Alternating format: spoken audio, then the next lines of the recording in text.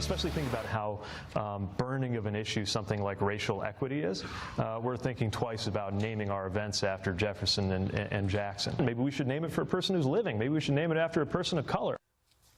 Well, Mayor Pete Buttigieg making the case at a Fox News town hall for Americans to no longer honor names like Thomas Jefferson. But is it wise to be so eager to dismiss our founding fathers? Joining me now is presidential historian and former White House staffer for President George W. Bush, Jane Hampton Cook. Thank you so much for joining us this morning. We appreciate it. Thanks for having me. So as we begin our discussion, let's bring up some dates that people can look at home.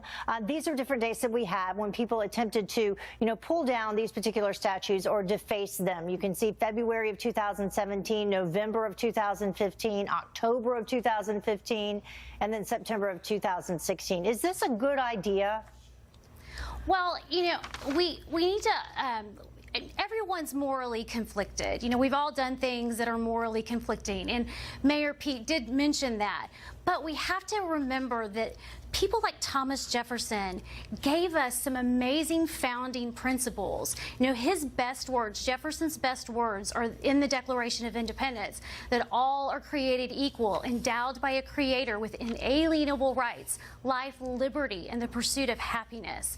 And that is what abolitionists used to call for abolishing slavery. That's a foundational principle. And when we start talking about taking Jefferson's name out of future naming opportunities, we miss and we lose that core founding principle that really still applies today. It's the root of who we are as a people. And so it's just, I think it's really important to remember that. But at the same time, state by state, Democratic activists seem to be, removing the names of Jefferson and Jackson from the party. Well, and I think they're forgetting why Jefferson's name is associated with the Democratic Party. In the 1790s, these democratic societies started popping up all over the United States, and Jefferson is a founder of the Democratic Party. And, the Democratic Party has stood up for civil rights and has refined Jefferson's ideas. So I think we've got this all-or-nothing thinking about our founders, and we've got to stop applying identity politics to our founding fathers, because what they left us were principles that we still live by today. Yeah, when you bring up identity politics, it seems like we really haven't learned anything when it comes to that. Here's what President Trump had to say in August of 2017. George Washington was a slave owner.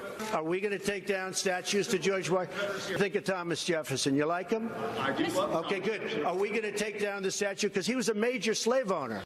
So where does it end? Well, I think it ends by reminding people about what these founders gave us and looking at the positive.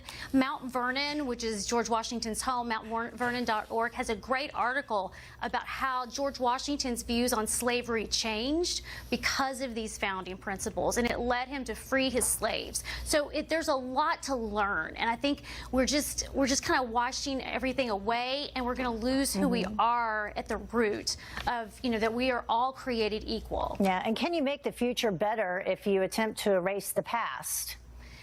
No, and you don't give people an idea of where these beliefs came from when you do that. And it's important to look at everything. Thank you so much, Jane Hampton Cook. We appreciate your insight. Thanks for having me. Have a